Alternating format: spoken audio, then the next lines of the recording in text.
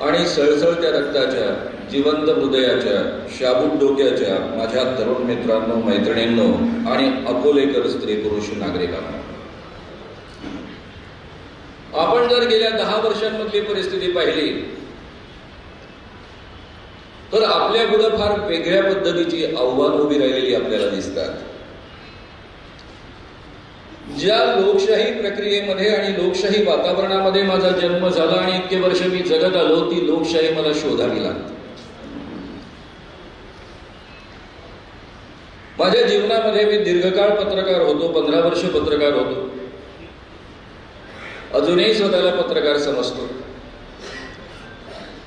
आम्ही आमच्या पत्रकारितेच्या अभ्यासक्रमामध्ये जे शिकलं आणि जे इतरांना शिकवलं ते म्हणजे सरकारवर वचक असला पाहिजे, अंकुश असला पाहिजे आणि जनतेच्या समस्या मांडण्याचं प्रामुख्यानं काम हे पत्रकारांचं आहे. सरकारला वारंवार वठणीवर आणण्याचं काम हे पत्रकारांचं आहे. हे जे मी शिकलो त्या पद्धतीची पत्रकारिता आता कुठेही दिसत नाही. खास करून टीव्ही माध्यमांमध्ये आपण त्याला गोदी मीडिया म्हणतो, इथपर्यंत परिस्थिती येऊन पोहोचलेली आहे. या देशामधल्या न्याय व्यवस्थेवर आपण विश्वास ठेवू शकतो की नाही, हा संभ्रम निर्माण झालेला. पूर्वी शासन यंत्रणा आणि सत्ताधारी राजकीय पक्ष या 2 स्वतंत्र यंत्रणा आहेत याची आपल्याला कल्पना असायची. शासन यंत्रणा ही सत्ताधारी पक्षाची बटीक म्हणून कधीही वागत नसे. ती भारतीय राज्यघटनेनुसार काम करत असे. 2-4 अपवाद वगळले तर बाकी अधिकारी सरळ सांगायचे की शासनाचं काम नाही आहे, तुमच्या पक्षाचं काम आहे, पक्षाच्या कार्यकर्त्यांना सांगा. ती हिंमत आता कुणामध्येच उरलेली नाही. आणि संपूर्ण या देशामधली शासन यंत्रणा एका पक्षाची कार्यकर्ता बनून काम करते आहे. या पद्धतीचं वातावरण या देशामध्ये निर्माण झालेलं आहे. निवडणूक आयोगाचा एकेकाळी प्रचंड दरारा होता. कृपया मध्ये बोलू नका, फोनवर बोलू नका, मी सुरुवातीला सूचना केली. मित्रांनो, निवडणूक आयोग आजच्या काळामध्ये कसा कॉम्प्रोमाइज झालेला आहे याची तुम्हाला मला नीट कल्पना आहे. सीबीआय, ईडी यांचा कशा पद्धतीने दुरुपयोग होतोय आणि सगळ्यात महत्वाची गोष्ट म्हणजे ज्या देशामध्ये माझा जन्म झाला होता त्या देशामध्ये अधूनमधून छुटपुट दगली होत असत नाही असं नाही. पण सर्वसाधारणतः या देशामध्ये विविध धर्माचे लोक गुण्या गोविंदानं जगतायत असं वातावरण होतं. कारण माझा जन्म 47 नंतरचा 51चा. पण अलीकडच्या काळामध्ये शासन पुरस्कृत सांप्रदायिकता वाढवणं हा प्रकार या देशामध्ये अतिशय मोठ्या प्रमाणावर फोफावलेला आपल्याला पाहायला मिळतो. माणसाला माणूस शत्रू समजायला लागलेला आहे, एक दुसऱ्याला पाण्यात पाहतायत. हे चित्र या देशाने पहिल्यांदा अनुभवायला सुरुवात केलेली आहे. आणि म्हणून मित्रांनो, ही सगळीच्या सगळी जी आव्हानं तुमच्या माझ्या पुढ्यामध्ये निर्माण झालेली आहेत, उभी राहिलेली आहेत, ही सगळी कशासाठी? फक्त मोदींच्या सत्तेसाठी. बरं, मोदींना ही सत्ता का हवी आहे? तर असं कधी कधी म्हटलं जातं हिंदू राष्ट्र आणण्यासाठी. हे हिंदू राष्ट्र कोणाचं? माझं का? तुमचं का? की शेट्टी भट्टींचं? याचाच आढावा आजच्या कार्यक्रमाच्या निमित्तानं आपण घेणार आहोत मित्रांनो. आपली जी राज्यघटना आहे, आपण हजारदा त्याची प्रस्तावना प्रत्येकानं ऐकली असेल, वाचली असेल. पंडित जवाहरलाल नेहरूंनी ही प्रस्तावना लिहिली असं मानलं जातं. 22 जानेवारी 1947 या दिवशी घटना समितीनं ती संमत केली. म्हणजे आपल्या देशाला स्वातंत्र्य मिळण्याच्या आधीची गोष्ट आहे. ही जी प्रस्तावना आहे तो आपल्या संपूर्ण राज्यघटनेचा सार आहे, आत्मा आहे. त्याच्या भरवशावर आपली संपूर्ण राज्यघटना उभी आहे. त्यातली फक्त काही वाक्य मी तुमच्या पुढ्यामध्ये वाचून दाखवण्याच्या आधी, ही राज्यघटना ज्याचा सार आणि आत्मा ही प्रस्तावना आहे ती कशी निर्माण झाली? आपल्या सगळ्यांना माहित आहे की आपले आदरणीय डॉक्टर बाबासाहेब आंबेडकर यांनी ही राज्यघटना निर्माण केली. पण याची प्रक्रिया कशी निर्माण झाली? ज्यावेळेस या देशाला स्वातंत्र्य मिळणार हे नक्की झालं, पंडित जवाहरलाल नेहरू पंतप्रधान बनणार असं नक्की झालं, त्यावेळेस महात्मा गांधींनी सुचवलं की पंडितजी कायदा मंत्री म्हणून डॉक्टर बाबासाहेब आंबेडकरांना घ्या. खरं म्हणजे डॉक्टर बाबासाहेब आंबेडकरांचं विद्वत्ता आणि वैशिष्ट्य आर्थिक क्षेत्रामध्ये अधिक होतं. अर्थशास्त्रातल्या PhDs त्यांच्याकडे होते. पण गांधी त्यांना अर्थमंत्री बनवा असं नाही म्हणाले, कायदा मंत्री बनवा असं म्हणाले. त्याची दोन कारणं होती की ऑलरेडी घटना समिती गठीत झालेली होती. डॉक्टर बाबासाहेब आंबेडकर घटना समितीमध्ये सदस्य म्हणून निवडून आलेले होते आणि ते जर कायदा मंत्री झाले तर घटना समितीचे, मसुदा समितीचे ते अध्यक्ष होऊ शकतील किंवा त्यांना अधिक चांगल्या पद्धतीनं त्यामध्ये मोठ्या प्रमाणावर योगदान देता येईल. आणि जरी महात्मा गांधी आणि पंडित जवाहरलाल नेहरू त्यांना काही वाटत असलं आणि डॉक्टर बाबासाहेब आंबेडकरांचं काँग्रेससोबत पटत नसलं, महात्मा गांधींनी सांगितलं, पंडित जवाहरलाल नेहरूंनी ते ऐकलं मनापासून आणि स्वतःहून डॉक्टर बाबासाहेब आंबेडकरांना विनंती केली.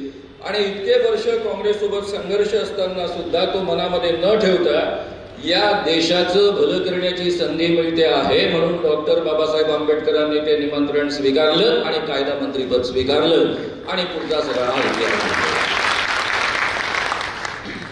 या तीन महापुरुषांचं हे योगदान आहे.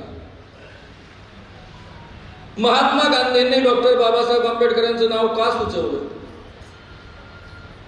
कारण इंग्रजाच्या काळामधल्या काही कायद्यांमध्ये डॉक्टर बाबासाहेब आंबेडकरांनी महत्वाचं योगदान दिलेलं होतं.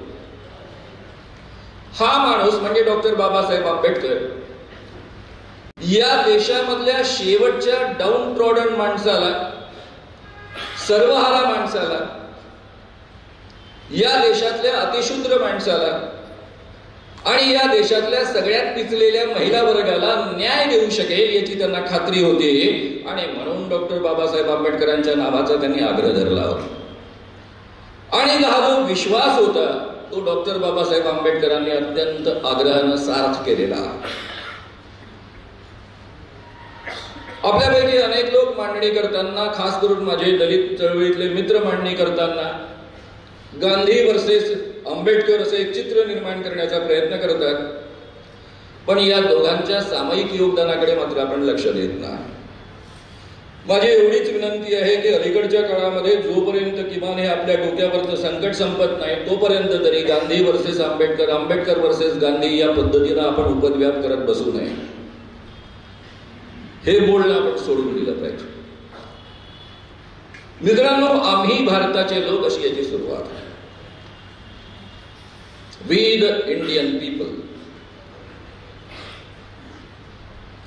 मी मधल्या काळामध्ये धीरेंद्र कृष्ण महाराजांचा जेव्हा सगळा प्रकार चालू होता त्या काळामध्ये प्रामुख्यानं अनेक फोन मला येत असत. शिव्या देणारे फोन येत असत, वेगवेगळ्या पद्धतीचे फोन येत असत. तिकडे माझं लक्ष असेल आणि त्यामध्ये एक अत्यंत महत्वाचा फोन आला. एका मोठ्या महंताचा फोन आला. आता ते महंत आहेत, त्यांचं चित्र दिसलं, त्यांचं स्थान कळलं. ते म्हणाले, मानव साहब आप बहुत अच्छा काम करते हो, हम आपके काम में शरीक होना चाहते हैं, हम भी आपके साथ में जुड़कर अंधश्रद्धा निर्मूलन करना चाहते हैं. बहुत अच्छी बात है, आपका स्वागत. ते पुढे म्हणायला लागले, मानव साहब हम आपके साथ में शरीक होना चाहते हैं, लेकिन पहले कुछ सवाल है हमारे में. आप अंधविश्वासी हो? बोला नहीं. किसी भी प्रकार का अंधविश्वास आप में नहीं है? तो नहीं. फिर बोले, आपने ये हमारी कॉन्स्टिट्यूशन पढ़ी है? बोला हाँ, आम भारतीयों को वो पढ़नी पड़ती है और मुझ जैसे व्यक्ति को तो पढ़नी ही पड़ती है. आपने इसकी प्रस्तावना पढ़ी है? मैंने कहा जी हाँ, मैंने इसकी प्रस्तावना पढ़ी है. त्यावर ते पुढे असं म्हणाले की उसकी शुरुआत है हम भारत के लोग, we the people of India, आम्ही भारताचे लोग। तो आप वहां हाजिर थे? बोला मैं कैसे रह सकता हूं, मेरा जन्म 51 साल का है और ये बात उसके पहले की है, जनवरी 47 की है। तो बोले आप अगर वहां पर हाजिर नहीं थे तो ये संविधान भारतीय लोगों ने तैयार किया, ऐसा आप मानते हो या आपका अंधविश्वास नहीं है क्या? पहा काय मस्त प्रश्न विचारला। मी म्हटलं बिल्कुल आपकी बात सही है, ये जो संविधान बना है ना वो हम लोगों के लिए बना है।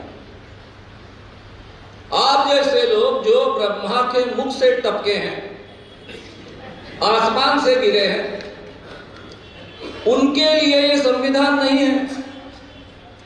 उनके लिए जो मनुस्मृति लिखी गई थी वो मनुस्मृति को गाड़कर ये संविधान तैयार हुआ है और इसलिए ये संविधान हमारे लिए, आपके लिए नहीं। मित्रांनो, हा मुद्दा नीटपणे लक्षात घ्या। संविधानाचा संपूर्ण आधारच उखडून टाकण्याचा हे लोक का प्रयत्न करत आहेत? त्याचं कारण आहे सामाजिक, आर्थिक, राजनीतिक न्याय। या देशामधल्या प्रत्येक नागरिकाला सामाजिक, आर्थिक आणि राजनीतिक न्याय मिळाला पाहिजे। सामाजिक न्याय मिळाला पाहिजे म्हणजे बरोबरीची वागणूक मिळाली पाहिजे। तो कोणत्याही जातीमध्ये जन्माला आला असेल, कोणत्याही धर्मामध्ये जन्माला आला असेल तरी। आर्थिक न्याय मिळाला पाहिजे म्हणजे गरीब आणि श्रीमंतीमधली दरी कमी झाली पाहिजे। राजनीतिक न्याय मिळाला पाहिजे म्हणजे सगळ्यांना वाटा मिळाला पाहिजे। विचार, अभिव्यक्ती, विश्वास, धर्म, उपासनेची स्वतंत्रता, विचार करण्याची स्वतंत्रता, तो विचार अभिव्यक्त करण्याची स्वतंत्रता, जो काही आपला विश्वास आहे, जो काही आपला धर्म आहे तो अंमलात आणण्याची स्वतंत्रता, त्याची उपासना करण्याची स्वतंत्रता, प्रतिष्ठा आणि संधीची समता। प्रत्येक माणसाला तो कोणत्याही जातीमध्ये जन्माला आला असेल, कोणत्याही लिंगामध्ये जन्माला आलेला असेल तरी त्याला समान प्रतिष्ठा आणि त्याला समान संधी मिळावी। व्यक्तीची गरिमा आणि राष्ट्राची एकता आणि अखंडता सुनिश्चित करणारी बंधुता, ही 4 महत्वाची मूल्य सांगितलेली आहे। व्यक्तीची गरिमा म्हणजे व्यक्तीची प्रतिष्ठा वाढवणारी, राष्ट्राची एकता आणि अखंडता सुरक्षित करणारी, सुनिश्चित करणारी बंधुता। मित्रांनो, न्याय, स्वातंत्र्य, समता आणि बंधुता या 4 मूल्यांच्या आधारावर ही संपूर्ण आपली राज्यघटना उभी राहिलेली आहे। आणि हे या राज्यघटनेच्या माध्यमातून ही 4 मूल्य आपल्या देशामध्ये दिवसेंदिवस एस्टॅब्लिश होतील, त्यांची स्थापना होत राहील, त्या दिशेने वाटचाल करेल अशी अपेक्षा व्यक्त करण्यात आलेली आहे। आता मी तुमच्या पुढ्यामध्ये बोलतोय, माझे मित्र पुरुषोत्तमजी आवारे यांनी माझा परिचय थोडक्यात तुम्हाला सांगितला। मी स्वतःला मानव म्हणवतो। मानव का म्हणवतो? कारण आपली आडनावं जाती प्रदर्शक असतात म्हणून। मला लहानपणापासून काही फारसं कळत नव्हतं, पण जेव्हा मी जयप्रकाश नारायणांच्या संघटनेमध्ये वयाच्या 19व्या वर्षी दाखल झालो, तर तू कोण? अमुक। मग तू अमुकाचा कोण, तमुकाचा कोण असे प्रश्न विचारायला जायचे। माझ्याच आडनावाचे खासदार होते, वडीलही अतिशय प्रसिद्ध होते। कोल्हापूरला मी कामाकरता गेलो। 250 युवक युवतींचं शिबिर 15 दिवसांचं घ्यायचं होतं। सर्वोदयी लोकांना वाटलं की या पोरांना पाठवावं, थोडी बहुत मदत होईल। आणि मला कोल्हापूरच्या परिसरात इतक्या देणग्या मिळाला की संपूर्ण 15 दिवसांची 250 लोकांचे खर्च निघाले। आता नवा कार्यकर्ता होतो मी असं म्हणायला लागलो की मी लोकांना इतकं छान पटवलं की छानपैकी या पद्धतीने मला देणग्या मिळाल्या आणि एवढे सगळे शिबिराचे खर्च निघाले। तिथे माझ्यासोबत काम करणारी, माझ्यापेक्षा वयाने मोठी आणि अधिक समज असणारी एक मुलगी होती। तिने मला समजावून सांगितलं, हा प्रताप तुझ्या समजावण्याचा नाही, तुझ्या संवाद कौशल्याचा नाही, तुझ्या आडनावाचा आहे, तेव्हा माझे डोळे खाडकन उघडले. त्याच काळामध्ये जयप्रकाश नारायणांनी जाती तोडो जंगवे तोडो नावाचं आंदोलन सुरू केलं होतं. म्हणून पुढच्या बेळगाव शिबिरामध्ये आम्ही अनेक तरुणांनी आपली आडनावं टाकली, बदलली. मी त्यावेळेस माझं नाव मानव घेतलं. तेव्हापासून 71 सालापासून वयाच्या 20व्या वर्षापासून मी स्वतःला मानव म्हणवतो, मानव बनण्याचा प्रयत्न करतो. पण मित्रांनो, मी जे बोलतोय तुमच्या पुढे ते मी मानव बोलतोय असं म्हणतोय, कारण मी घटनेच्या भरोशावर उभा आहे म्हणून म्हणतोय. जर मी परंपरेचा विचार केला, ही घटना नाहीशी झाली आणि पुन्हा जुन्या परंपरेमध्ये मला जावं लागलं, तर मला म्हणावं लागेल मी एक शूद्र तुमच्या पुढ्यामध्ये बोलतो आहे. कारण मी जन्माने शूद्र आहे. आणि या देशामध्ये शूद्राची अवस्था कशी, ऋग्वेदामधल्या पुरुष सूक्तामध्ये, गीतेमध्ये, मनुस्मृतीमध्ये वर्णन आहे. ब्रह्म्याच्या मुखातनं ब्राह्मण जन्माला आले, बाहूंमधनं क्षत्रिय जन्माला आले, मांड्यांमधनं वैश्य जन्माला आले आणि पायांमधनं शूद्र जन्माला आले.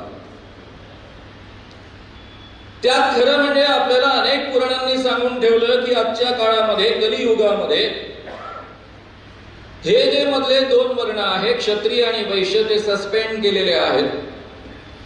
आणि कलियुगामध्ये केवळ 2च वर्ण आहेत, एक ब्राह्मण आणि दुसरा सरळ सरळ जो वर्ण आहे तो म्हणजे शूद्र. आता आपण कुठे जन्माला यायचं हे तुमच्या माझ्या हातामध्ये नाही. मी कोणत्या जातीतल्या घरामध्ये जन्माला यायचं, तुम्ही कोणत्या जातीतल्या घरामध्ये जन्माला यायचं आपल्यापैकी कुणाच्याच हातामध्ये नाही. त्यामुळे एखादा माणूस ब्राह्मण कुटुंबामध्ये जन्माला आला म्हणून त्याला आपण दोष देऊ शकत नाही, त्याला निकालात काढू शकत नाही. जो ब्राह्मण कुटुंबामध्ये जन्माला येऊन सुद्धा ब्राह्मणत्व मानत नाही किंवा ब्राह्मणी श्रेष्ठत्व मानत नाही, त्याला ब्राह्मण मानण्याचं कारणच नाही. निखिल वागळेंसारखे, राजू परुळेकरांसारखे, कुमार सप्तशीर सारखे असे अनेक आपले मित्र आहेत. त्यामुळे ज्या कोणाला पुढे मी काही बोलतोय त्यांचा जन्म जर ब्राह्मण कुटुंबामध्ये जन्माला आला असेल तर त्यांना स्वतःला दोषी ठरवण्याचा काहीही कारण नाही. कारण मला काय विचार स्वीकारायचा तो माझा अधिकार आहे. एखादा माणूस जर ब्राह्मण कुटुंबामध्ये जन्माला आला नसेल आणि तो मात्र ब्राह्मणी श्रेष्ठत्व मानत असेल तर त्याला आपण ब्राह्मणी समाजामध्ये ढकलायला हरकत नाही, या मताचा मी आहे.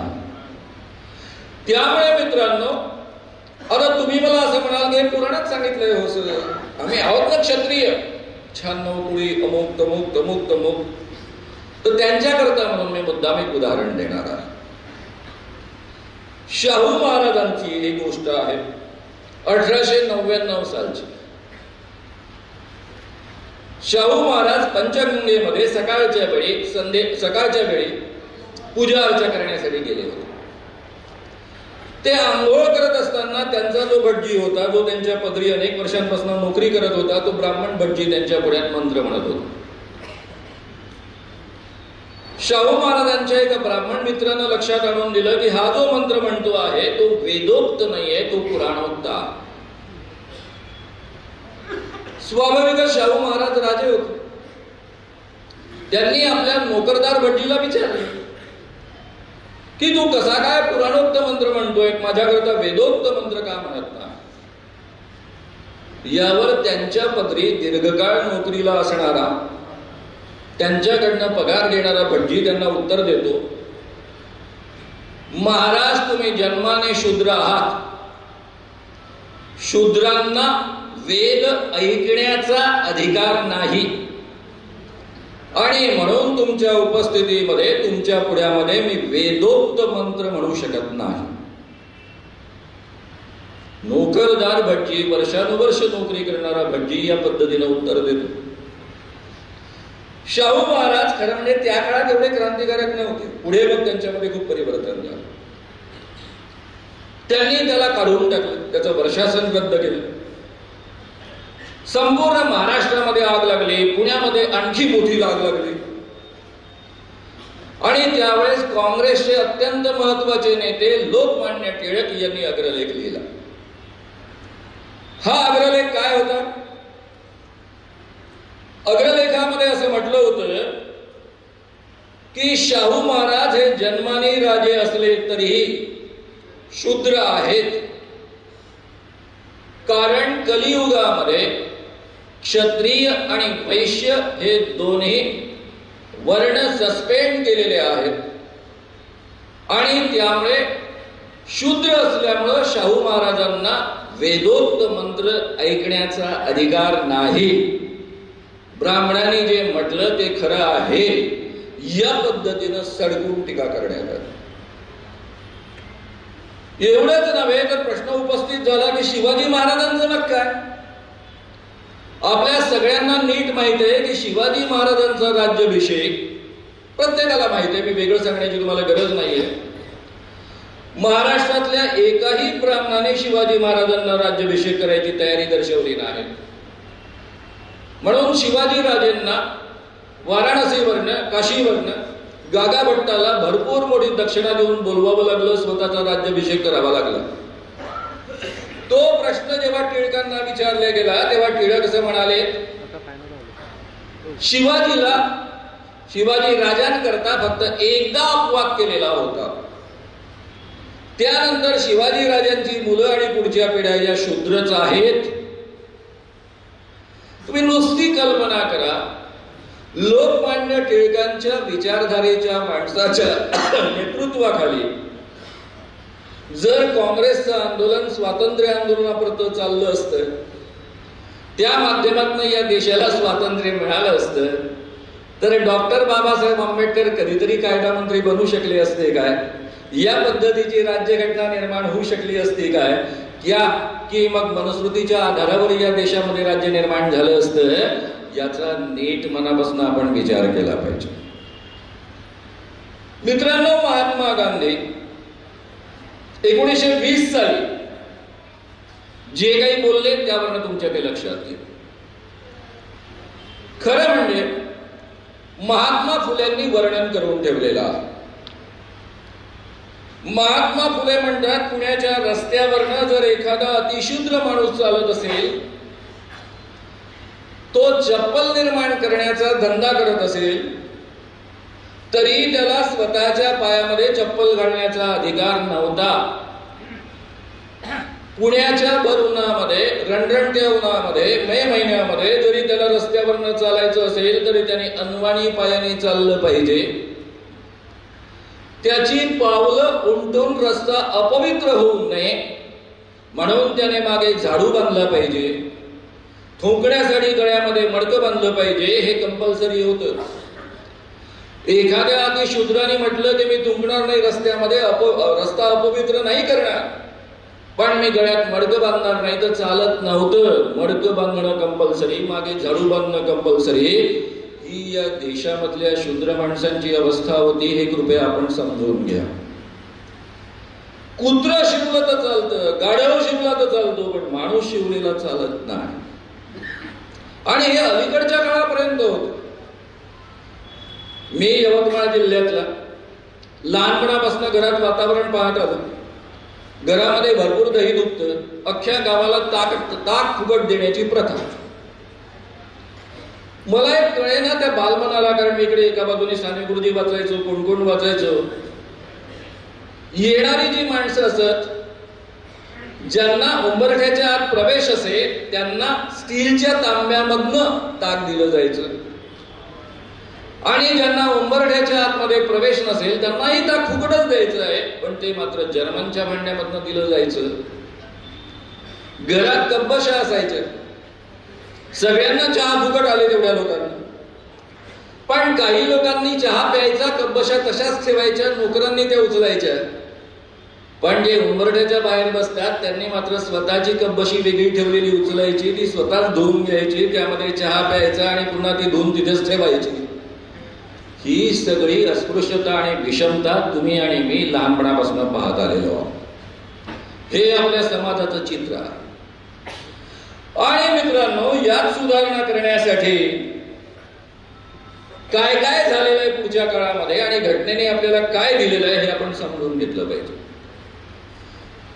सनातन हा शब्द आजकाल फार आपल्याला ऐकू येतो. आता माझ्यासारख्या कार्यकर्त्याला धर्माचा अभ्यास करावाच लागतो. सनातन धर्म हे केवळ मी पूर्वी पुस्तकात वाचत असे. आता मात्र टीव्ही बसणं सगळीकडे सनातन धर्म हे शब्द ऐकू येतात. काय बरा सनातन धर्म? सनातन आणि मनुस्मृतीमध्ये काय फरक आहे की दोन्ही एकच आहे? सनातनचा अर्थ होतो शाश्वत, सत्य ही सनातन है. ईश्वर, मोक्ष, आत्मा यांचं ज्ञान प्राप्त करणं हा सनातन धर्माचा भाग आहे. सत्य, अहिंसा, त्याग आणि परोपकार हे सनातन धर्माचे मूल मंत्र मानले जातात. सत्य, अहिंसा, कालीचरणला आठवा आणि अहिंसा आठवा. सत्य आठवा, कालीचरण आणि मोदीला आठवा. सत्य, अहिंसा, त्याग आणि परोपकार हे याचे मूल मंत्र आहेत. तुम्ही जर विकिपीडिया ओपन केला तर हिंदू धर्माचं वैकल्पिक नाव आपल्याला सनातन धर्म असं दिसेल. इंग्रजांनी सुद्धा काही प्रयत्न केले. म्हणजे या देशामध्ये आल्यानंतर त्यांना प्रश्न असा पडला की मुस्लिमांकरता कायदे करण्याकरता शरिया आहे, हदीस आहे. हिंदूंचे कायदे कोणते? काशीच्या ब्राह्मणांनी त्यांना मनुस्मृती सुचवली आणि मग विलियम जोन्स नावाच्या गृहस्थांनी, इंग्रज अधिकाऱ्यांनी मनुस्मृतीचं इंग्रजीमध्ये भाषांतर केलं आणि त्या पद्धतीनं कायदे करण्याचा प्रयत्न इंग्रजांनी केला. डॉक्टर बाबासाहेब आंबेडकरांनी 25 डिसेंबर 1927 ला मनुस्मृती जाळली. आपल्यापैकी प्रत्येकाला ते माहीत आहे. मित्रांनो, ही मनुस्मृती का जाळली हे समजून घेण्यासाठी काही गोष्टी मी तुमच्या पुढ्यामध्ये मांडत जाणार आहे. खरं म्हणजे गेले 40 वर्ष मी या विषयावर कधी बोललो नाही. अलीकडच्या काळामध्ये जे फुले शाहू आंबेडकरांचे विचार मांडणारी माणसं आहेत तेही या पद्धतीनं विचार मांडणं त्यांनी सोडून दिलं होतं. कारण आता आपला देश पुढे चाललेला आहे, अस्पृश्यता सोडतो आहे, जाती व्यवस्थेच्या वर उठतो आहे, माणसाला माणूस म्हणून सन्मान देतो आहे, घटनेनं रुजवू घातलेली जी मूल्य ती स्वीकारायला आपण तयार आहोत. म्हणून या विषयांवर आपल्याला बोलण्याची कधीच गरज भासत नसते. पण आज ती गरज भासते आहे. 1920 साली 25 डिसेंबरला नागपूरला एक अधिवेशन झालं. काँग्रेसचं अधिवेशन होतं. यामध्ये अंत्यसंमेलन होतं.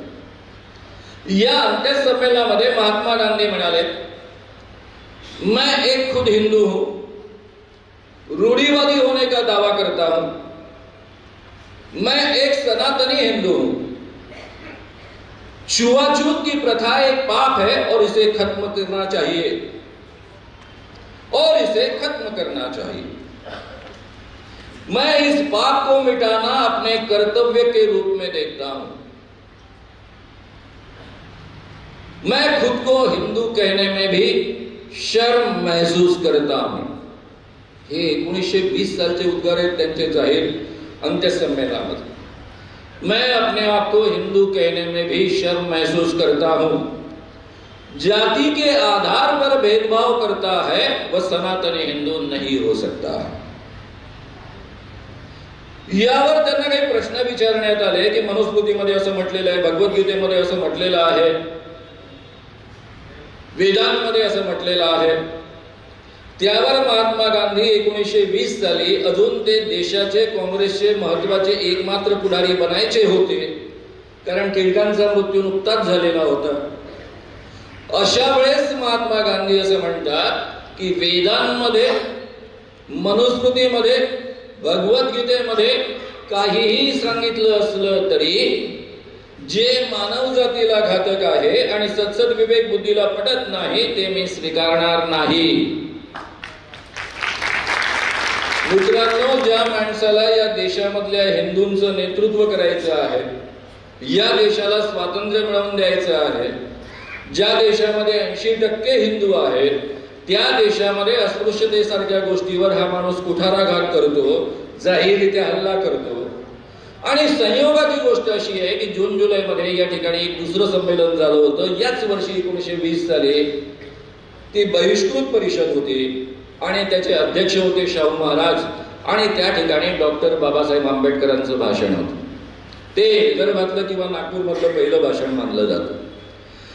तेव्हापासून या पद्धतीनं ही माणसं प्रयत्न करत आली आणि त्या पद्धतीचे बदल तुमच्या माझ्या वाट्याला आलेत. मित्रांनो, सनातन धर्माविषयी, कारण मला मनुस्मृतीबद्दल तुमच्या पुढ्यामध्ये जे काही सांगायचं आहे, त्यामुळे विवेकानंदांसारखा माणूस सनातन धर्माबद्दल काय म्हणतो तेही मला तुमच्यापर्यंत पोहोचवलं पाहिजे. सप्टेंबर महिन्याच्या 1893 साली शिकागोच्या सर्व धर्म संमेलनामध्ये विश्व धर्म महासभा होती. त्यामध्ये सनातन धर्माचे प्रतिनिधी म्हणून आपले स्वामी विवेकानंद बोलले.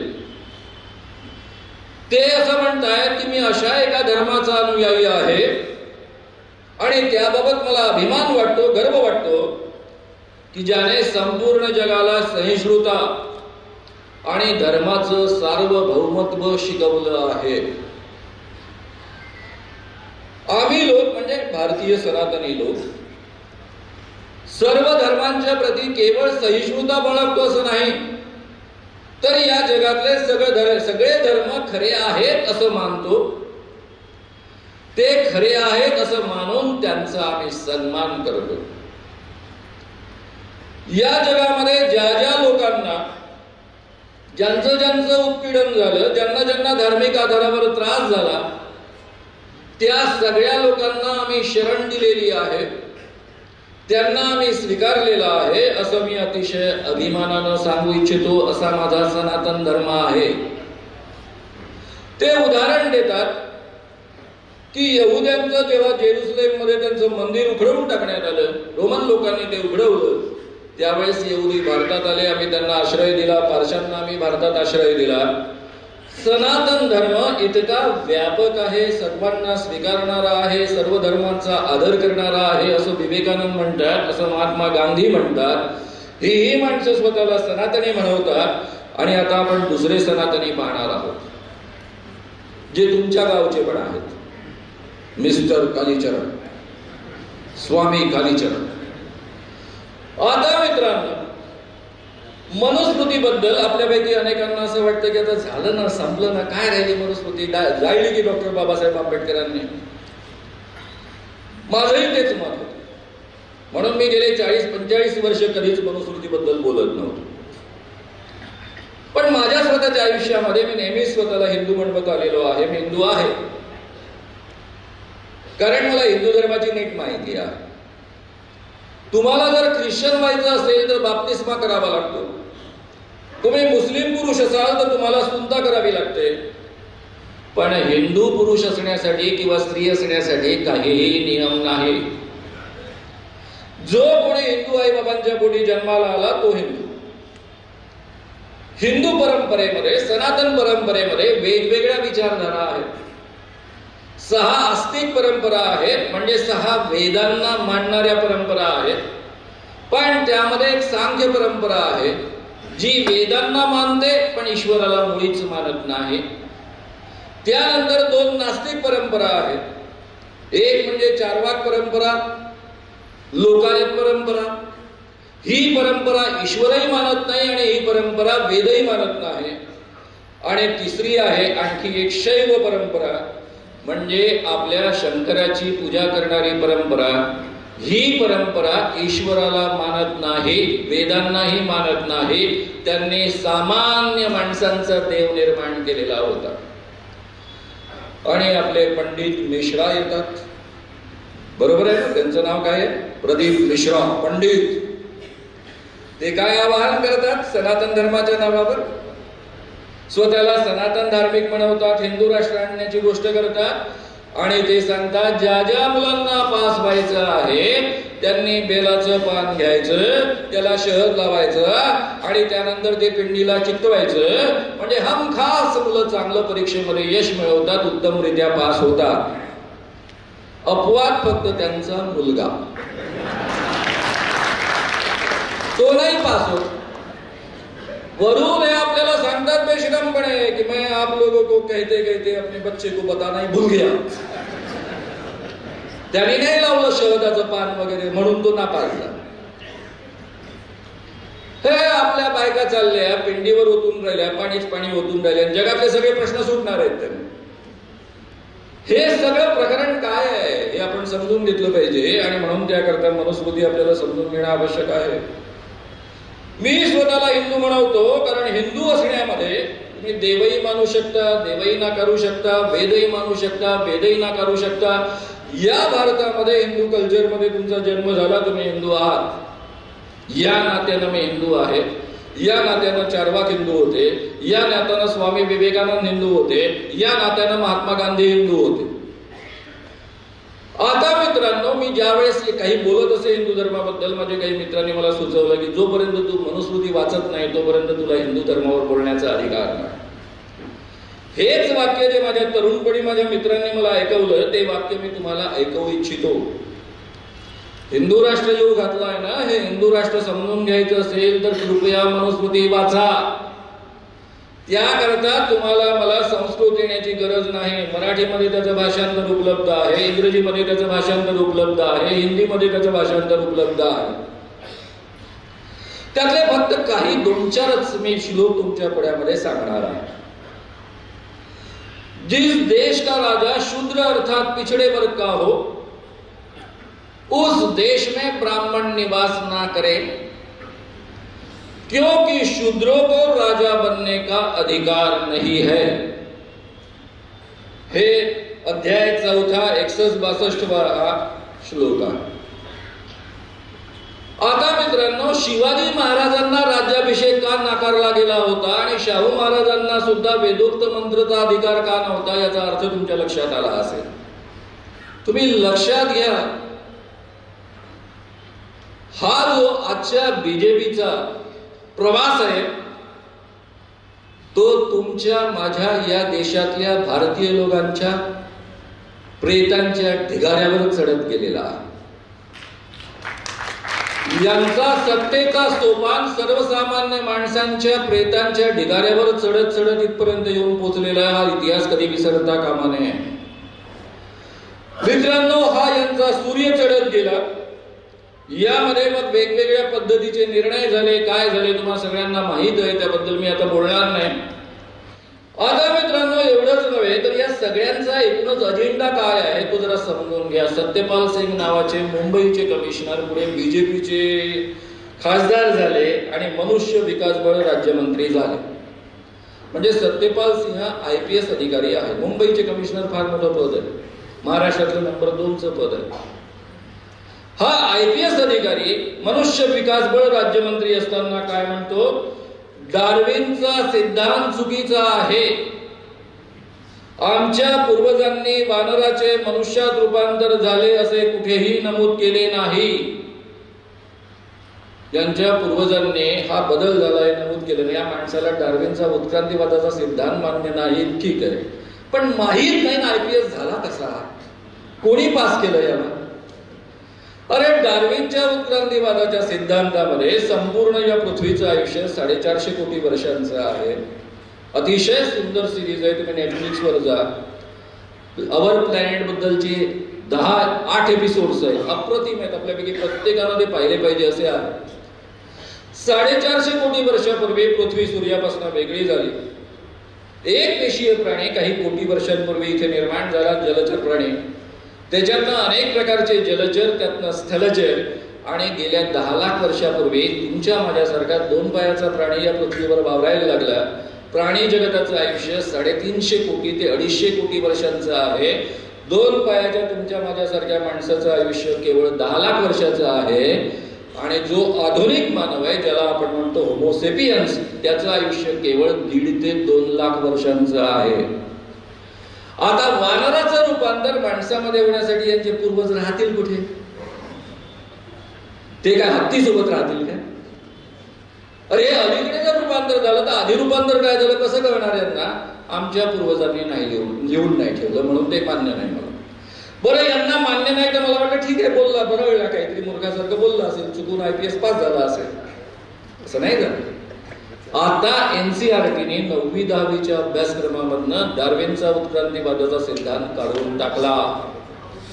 कारण डार्विनचा उत्क्रांतीवादाचा सिद्धांत जर या देशामध्ये आणि या जगामध्ये उत्क्रांतीच्या पद्धतीनं माणसं निर्माण झाली असं जर पोरांना कळायला लागलं तर ब्रह्म्याच्या मुखातनं कोणी टपकलेला आहे आणि पायामधनं कोणी निघालेला आहे हे कसं पोरांना पटणार? म्हणून त्यांना शिकवायचंच नाही, त्यांना पुन्हा अंधश्रद्धा बनवायचं. या पद्धतीचं हे षडयंत्र आहे, हे आपण नीट समजून घेतलं पाहिजे. आता हे बाकी मंत्री सोडा, आपण आता डायरेक्ट मोदींकडे येऊ. मोदींची छान अवैज्ञानिक मुक्ताफळ आहे.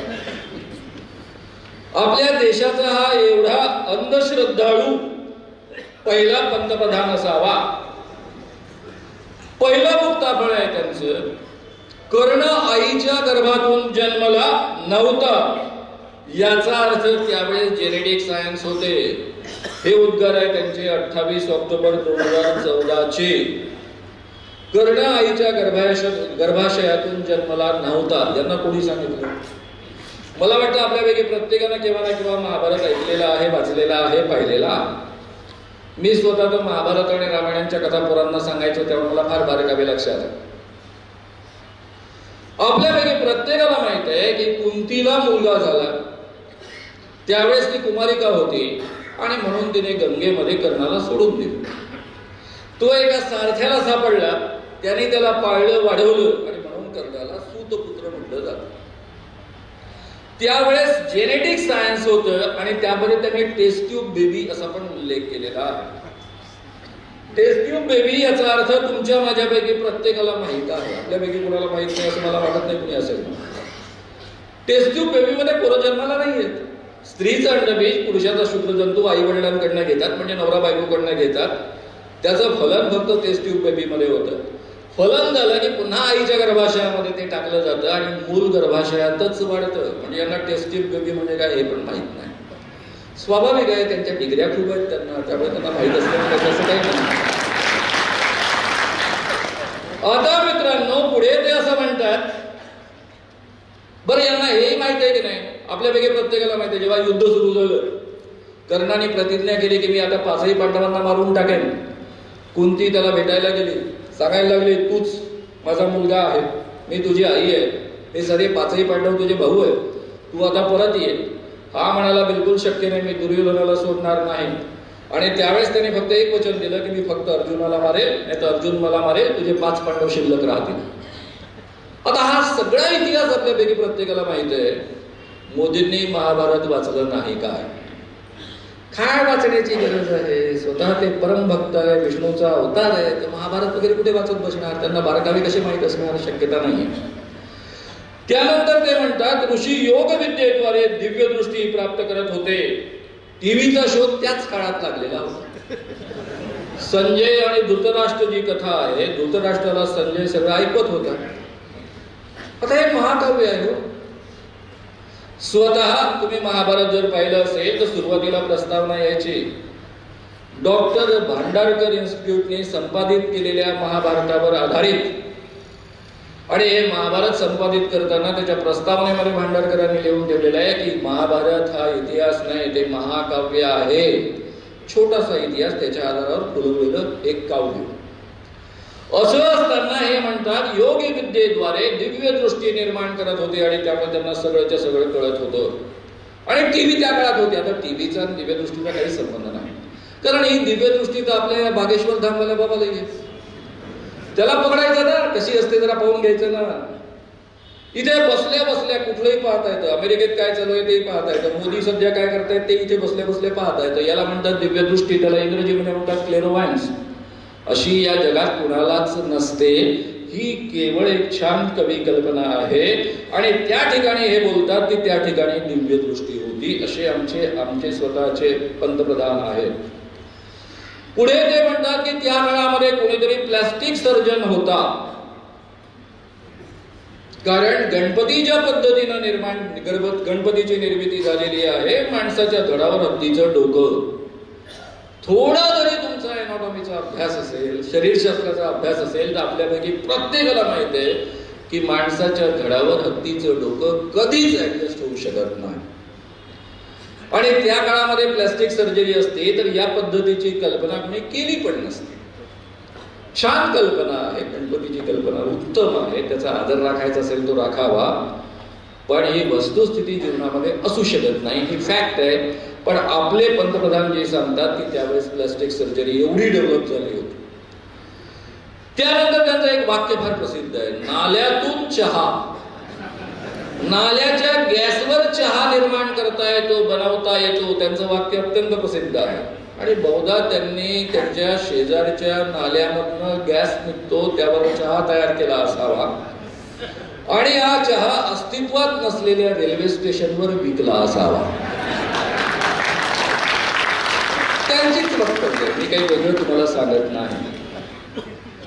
बर, हे इतके विद्वान आहे की कोणालाही छानपैकी त्याचं एज्युकेशन करतात. एअरफोर्सच्या पायलटला ते सांगत होते केव्हा, जेव्हा पुलवामाचा आणि बालकोटचा प्रकार झाला, पुलवामाचा हल्ला झाला, त्यानंतर बालकोटवर एअर स्ट्राईक झाला, त्यावेळेस त्यांनी काय सांगितलं, त्यांच्याच शब्दात आहे, इतर कोणी नाही सांगितलं, त्यांनी स्वतः सांगितलं, मैंने पायलट से कहा कि अभी सब तरफ बादल है, तो इसलिए अभी आप जाइए, पाकिस्तान का रडार आपको ढूंढ नहीं पाएंगे, देख नहीं पाएंगे. कळत नाही, 9,000 कोटीच्या विमानातनं माणूस प्रवास करतो त्यावेळेस कसं होतं याचं. अरे तुम्हाला मी कधीतरी आपण इकॉनॉमिक क्लास मध्ये तिकीट काढतो, त्यातल्या त्यात आधी काढतो स्वस्त मिळावं म्हणून, कधीतरी विमानाचा प्रवास करतो, भरपूर ढगं असतात, आपल्याला खिडकीच्या बाहेर काही दिसत नाही आणि तरी नीटपणे विमान उतरतं, हे आपण रोज अनुभवत असतो. आणि हा माणूस एअरफोर्सच्या पायलटला सल्ला देतो की रडारवर दिसणार नाही, जरा ढग आहे, हल्ला करा. म्हणजे या माणसाची हिंमत किती आहे आणि ज्ञान किती ग्रेट आहे. त्यांना स्वतःला आतून काय वाटत असेल की जगातलं सगळं ज्ञान माझ्याजवळ आहे. असे हे आपले पंतप्रधान जी आहेत.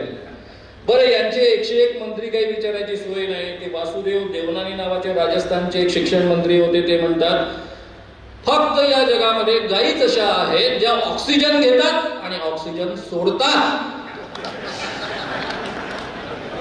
खरं म्हणजे वासुदेव देवनानीचं नाक आणि गायीचं नाक नळीनी जोडावं, दोघांचे तोंड बंद करावे, किती काळ वासुदेव देवनानी जगतात हे पाहावं. काय बोलतात, या जगातला प्रत्येक प्राणी हा कार्बन डायऑक्साईड सोडतो. राधामोहन सिंग कृषी मंत्री या देशाचे, सप्टेंबर 15 2015 मध्ये ते म्हणतात, विधायक विचारांच्या द्वारे आपण बीजांची क्षमता वाढवू शकतो, म्हणून योगिक शेती केली पाहिजे. काय शेतकरी आंदोलनवाले ओरडत बसतात. आपले आजचे अध्यक्ष हे सगळ्या काय नाही हो, नुसतं योगिक शेती केली की भरभराट पीक येतं आणि भरभराट शेतकऱ्यांचा विकास होतो. बरं झालं बाबा हे आधी आले नव्हते. आता इथे माझ्या वयाचे अनेक लोक बसलेले आहेत. तुमच्या माझ्या शालेय कॉलेज जीवनामध्ये काय अवस्था होती? माझ्या घरी 100 एकर जमीन आहे, तरी कंट्रोल मधनं धान्य घ्यावं लागायचं. अमेरिकेमधनं गहू यायचा, मायलो यायचा, तो घेऊन खावा लागायचा. या देशामध्ये धान्य टंचाई होती. लाल बहादूर शास्त्रीने आपल्या सगळ्यांना आवाहन केलं होतं. काय आवाहन केलं होतं की बाबा तुम्ही सगळ्यांनी शनिवारी संध्याकाळी उपवास करा. आम्ही शाळा कॉलेजमध्ये असणारी पोरं सगळीच्या सगळी उपवास करत होतो. अख्ख्या भारताने उपवास केला. इतकी या देशामध्ये धान्य टंचाई होती. पुढे या देशामध्ये अशा पद्धतीने कृषी क्रांती होत गेली की त्यावेळेस असणारी 60 कोटी जनता आणि आज 130-140 कोटी जनता तरी बफर स्टॉक निर्माण केला. खास करून शरद पवार ज्या काळामध्ये 10 वर्षे या देशाचे कृषी मंत्री होते त्या काळामध्ये बफर स्टॉक निर्माण झाला. त्यांच्या आपल्या महाराष्ट्रातला माणूस आहे, आपण शिव्या देत बसतो, त्यांच्या कार्याची आपण कधीच कदर करत नाही. आणि तो बफर स्टॉक निर्माण करण्याची यंत्रणा जी निर्माण झाली, अतिरिक्त उत्पादन जे या देशामधल्या शेतकऱ्यांनी केलं, दुपटीपेक्षा अधिक संख्या झाल्यानंतर सुद्धा एवढं कर्तृत्व करणारा हा शेतकरी, त्याला आळशी म्हणायचं काय काय म्हणायचं ते सोडूनच द्या तुम्ही सगळं. आणि असं असताना जर त्या काळामध्ये हा असता राधामोहन सिंग यांनी योगिक शेती केली असते, 60 कोटीची लोकसंख्या उपासमारीने मरत मरत 30 कोटीवर कदाचित आली असती. असे हे विद्वान लोक आहेत सगळे. आता मित्रांनो, या सगळ्यांचे हे सगळेच्या सगळे उतारे वाचून देऊन मी फार वेळ घालवत नाही. कोविडच्या काळामध्ये 50% 50 मिलीमीटर गाईचं मूत्र आणि 100 मिलीमीटर पाणी असं प्यायलं की कोविड होत नाही. तुम्ही प्रयोग केला का? नाही केला ना, बरं झालं. ज्यांनी ज्यांनी केला त्यातले अनेक गचकले. बरं झालं मोदींनी ऐकलं नाही यांचं. बरं पुढे काय म्हणतात, हे शंख फुंकल्यामुळं, जय श्रीराम म्हटल्यामुळं, हर हर महादेव म्हटल्यामुळं, गोमूत्र प्राशन केल्यामुळं कोरोना नष्ट होतो. कोरोना शनी नष्ट झाला असता आपण थाळ्या वाजवल्याच होत्या, वाजवल्या होत्या की नाही? झालं होतं का काही? बरं झालं तुम्हाला मला लसी टोचल्या म्हणून केवळ 5.5 लाखावर आपलं थांबलं, नाही तर किती मेले असते याची गॅरंटी नाही. एवढी अवैज्ञानिक माणसं आहे. ही अवैज्ञानिक माणसं का बरं आपल्याला असं सांगतायत हे सगळं? का पुन्हा या देशाला ते अवैज्ञानिक बनवू इच्छितात, पुन्हा अंधश्रद्धा पेरू इच्छितात? कारण त्यांना खऱ्या अर्थानं या देशामध्ये जुनं अंधश्रद्धांचं साम्राज्य आणायचं आहे आणि मनुस्मृती रुजवायची आहे. कंगना राणावत म्हणते की गेल्या 14 तारखेला 2014ला खऱ्या अर्थाने या देशाला स्वातंत्र्य मिळालं. महाराष्ट्रातले विक्रम गोखले माझे फार चांगले मित्र, अतिशय चांगले नट, माझा त्यांच्याबद्दल प्रचंड नट म्हणून आदर आहे. मी इमॅजिनच नाही केलं की या गोष्टीचं आम्हाला समर्थन करू शकेल. तेही म्हणाले होते की हो 2014 मध्ये पहिल्यांदा या देशामध्ये आम्हाला स्वातंत्र्य मिळालं. याचा नेमका अर्थ समजून घ्या. या स्वातंत्र्य आंदोलनातनं जी मूल्य रुजवली गेली, समता, बंधुता, स्वातंत्र्य आणि न्याय, या मूल्यांना मोडीत काढणारी राज्यघटना या देशामध्ये निर्माण झाली. म्हणजे ही मूल्य रुजवण्यासाठी खरं म्हणजे मनुस्मृतीची मूल्य मोडीत करणारी राज्यघटना निर्माण झाली. आणि या राज्यघटनेच्या आधारावर इतके वर्ष हा देश चालत होता आणि मनुस्मृतीची फार वाट लागलेली होती. 2014 मध्ये पहिल्यांदा आशा निर्माण झालेली आहे की पुन्हा या देशामध्ये हिंदू राष्ट्राच्या नावाखाली मनुस्मृती लागू होईल. हा याचा नेमका अर्थ आहे, कृपया समजून घ्या. हे लोक अनेकदा बोलताना म्हणतात की या देशामध्ये 800 वर्ष मुस्लिमांचं आणि इंग्रजांचं राज्य होतं, आम्ही 800 वर्ष गुलाम होतो. दादांत खोटं. आम्ही या देशामध्ये 2000 वर्षांपेक्षा अधिक काळापासून गुलामगिरी अनुभवलेली आहे. या देशामधल्या शूद्रांना नेहमी गुलाम म्हणूनच वागवल्या गेलेलं आहे. इथे मनुस्मृतीचं आणि ब्राह्मणी वर्चस्व राहिलेलं आहे. आणि म्हणून जेव्हा ज्योतिबा फुल्यांना स्वातंत्र्य आंदोलनाबद्दल विचारलं जायचं, डॉक्टर बाबासाहेब आंबेडकरांना विचारलं जायचं, ज्यावेळेस स्वतः आगरकरांना विचारलं जायचं, त्यावेळेस ते म्हणायचे की या देशामध्ये आम्हाला आत्ता स्वातंत्र्य नको आहे, आधी सामाजिक सुधारणा झाल्या पाहिजे, नाहीतर या देशामध्ये शेटजी भटजींचं पुन्हा राज्य येईल, पुन्हा मनुस्मृतीचं राज्य येईल. ही जी भीती त्यांच्या मनामध्ये होती ती आता पुन्हा निर्माण झाल्याची लक्षणं आपल्याला पाहायला मिळत आहेत. या दिशेनं ऑलरेडी वाटचाल सुरू झाली. सगळ्यात पहिले या देशामधले किसान कायदे जे 3 आणणार होते, ते 3 कायदे आणले असते तर आज तुमच्या हातामध्ये, माझ्या हातामध्ये कोणती जमीन उरली नसती. आपण सगळेच्या सगळे कॉर्पोरेटचे कर्मचारी झालो असतो, अंबानी अडाणीचे कर्मचारी झालो असतो. या देशाच्या जगाच्या इतिहासामध्ये पहिल्यांदा एवढं मोठं आंदोलन झालं, एवढ्या मोठ्या संख्येनं शेतकरी दिल्लीच्या परिसरामध्ये बसले. वर्षभर हे आंदोलन चाललं, 700-800 शेतकरी त्यात मारले गेले. आणि त्यावेळेस आपल्या काश्मीरच्या राज्यपालांनी जेव्हा प्रश्न विचारला यांना, त्यावेळेस हे म्हणतात वो 700-800 लोग मर गए, वो क्या मेरे लिए मरे है क्या? असे उद्गार काढणारे मोदी केवढे ते लोकांच्या जीवाची पर्वा करतात हे त्यावरनं तुमच्या लक्षात येईल. मित्रांनो, हे किसान कायदे एक उदाहरण आहे.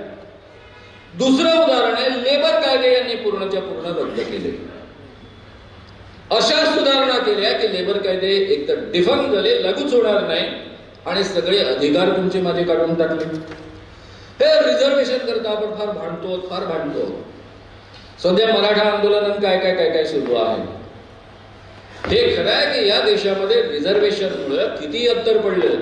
गाव बाहेर बसणारी जी माणसं होती, ज्यांना गावाच्या आतमध्ये प्रवेश नव्हता, अशी अनेक माणसं बाबासाहेब आंबेडकरांच्या या संपूर्ण प्रयत्नांमधनं आणि काँग्रेस सरकारच्या, नेहरू गांधी सरकारच्या प्रयत्नांमधनं रिझर्वेशन्स मिळायला लागल्या, शिष्यवृत्ती मिळायला लागल्या, शिक्षणामध्ये सोयी झाल्या, नोकऱ्या मिळायला लागल्या.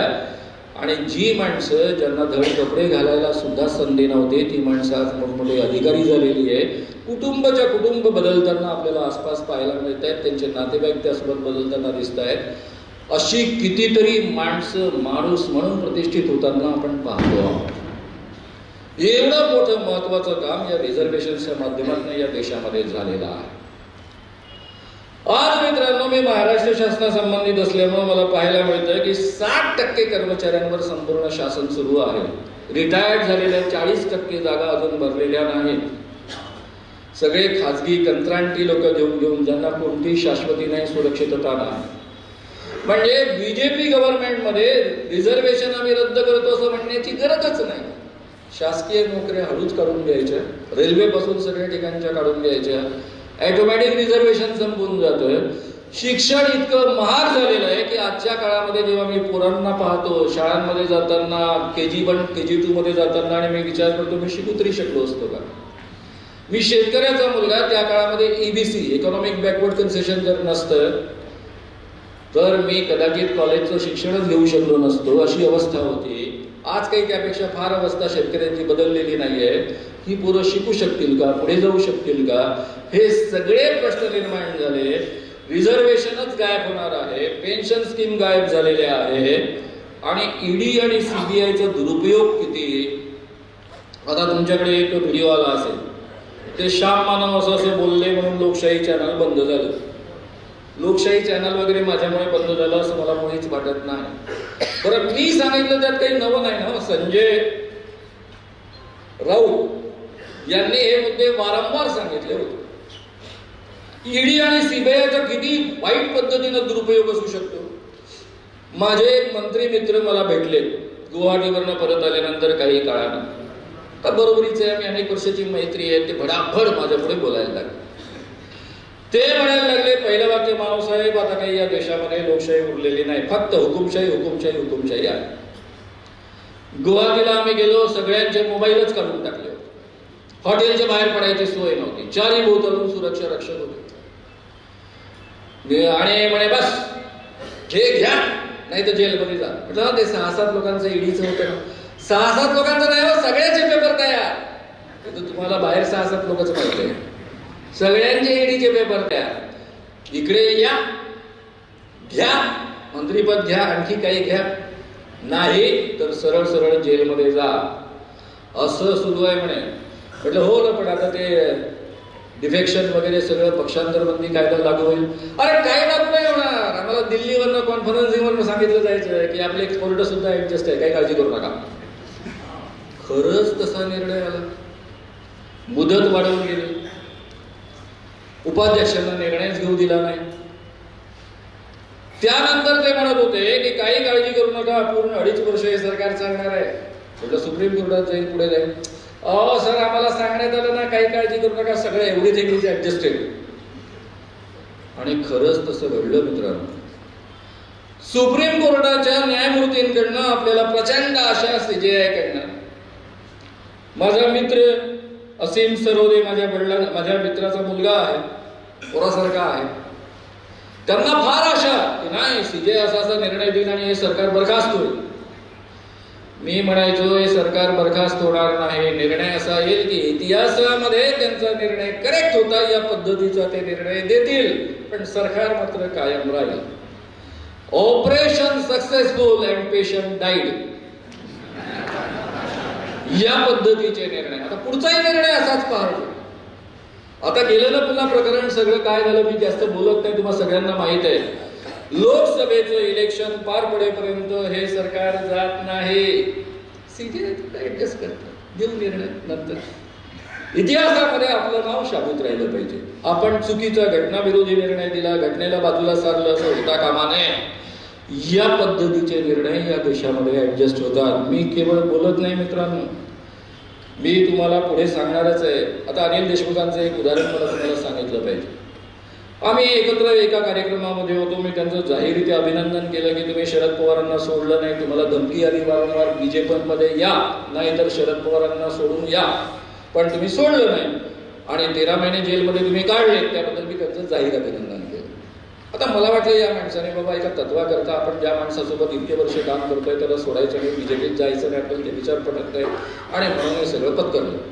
मी वरून सांगितलं मी फक्त 10च महिने काढले, तुम्ही 13 महिने काढले, जेलमध्ये काय असतं मला माहित आहे, त्यामुळे मी तुमचं मनापासून अभिनंदन करतो. मला दुसऱ्या दिवशी त्यांची जेव्हा खाजगीत भेट झाली तेव्हा डिटेल्स केले, तेव्हा मी आतून बाहेरून हादरून गेलो. त्यांनी सांगितलेला किस्सा असा आहे की मला बोलावलं, माझ्याकडे माणूस आला, मोबाईलवर एक जण माझ्याशी बोलला, महाराष्ट्रातला नेता. तो म्हणायला लागला की मी तुमच्याकडे 4 ॲफिडेव्हिट पाठवतोय, त्याच्यावर सही करा. तुम्ही जर सही केली तर तुम्हाला पुढे काही त्रास होणार नाही आणि तुम्ही सुरक्षित राहा. ॲफिडेव्हिट नंबर 1, उद्धव ठाकरे यांनी मातोश्रीवर बैठक घेतली आणि दर महिन्याला 100 कोटी गोळा करायचा मला आदेश दिला गृहमंत्री या नात्यानं. नंबर 2, उद्धव ठाकरेंचा मुलगा आदित्य ठाकरे यांनी दिशा स्टॅलियनच्या मर्डरमध्ये त्यांचा हात आहे असं पोलीस तपासामध्ये आढळून आलेला आहे. तिसरं, अनिल परब यांचा जो काही हॉटेल बिटेल आहे ते सगळं अवैध आहे असं पोलीस तपासात आढळून आलेलं आहे. आणि चौथं, अजितदादांनी असा भ्रष्टाचार केला याचे पुरावे पोलिसांना मिळालेले आहेत, या पद्धतीनं 4 ॲफिडेव्हिट लिहून द्या. त्यांना काही वेळ दिला, त्यांनी खूप विचार केला. विचार केल्यानंतर पुन्हा माणूस आला, पुन्हा त्यांच्या हातामध्ये मोबाईल दिला, पुन्हा साहेब बोलले. ते म्हणाले हे शक्य नाही. पुन्हा माणूस गेला, पुन्हा दुसरा तोच माणूस आला, पुन्हा मोबाईल घेऊन आला. त्यांनी सांगितलं ठीक आहे, 4था मुद्दा काढून टाका, तुम्हाला अजितदादांच्या विरुद्ध काही करणं शक्य नसेल तर, पण पहिले 3 मुद्दे ॲफिडेव्हिट लिहून द्या. ते म्हणत होते की मी जर हे ॲफिडेव्हिट लिहून दिलं, कारण माझ्या पोलीस कमिशनरने ॲफिडेव्हिट लिहून दिलं. काय लिहिलं ॲफिडेव्हिट? की अनिल देशमुख गृहमंत्री यांनी 100 कोटी रुपये हॉटेलवाल्यांकडनं गोळा करण्याचा आदेश दिला. कोर्टामध्ये याच कमिशनरचं स्टेटमेंट आहे की मला ते डायरेक्ट कधी भेटलेच नाही, मला कधी सांगितलंच नाही. तो जो जेलमध्ये एक इन्स्पेक्टर आहे, जो स्पेशालिस्ट होता लोकांना मारण्यामध्ये, त्यांनी मला सांगितलं. ॲफिडेव्हिट काय आहे ते अनिल देशमुखांनी सांगितलं. प्रत्यक्षात कोर्टात काय सांगतात की मला अनिल देशमुखांनी कधीच काही सांगितलेलं नाही. तर अशा पद्धतीनं ॲफिडेव्हिट दिलं तर या सगळ्या लोकांना जेलमध्ये जावं लागेल. उद्धव ठाकरेंना, आदित्य ठाकरेंना, अनिल परबला जेलमध्ये जावं लागेल आणि म्हणून त्यांनी दिलं नाही आणि स्वतः जेलमध्ये जाणं त्यांनी पत्करलं. ही माणसं किती दुष्ट असू शकतात, कोणती लेवल गाठू शकतात हे कृपया तुम्ही समजून घ्या.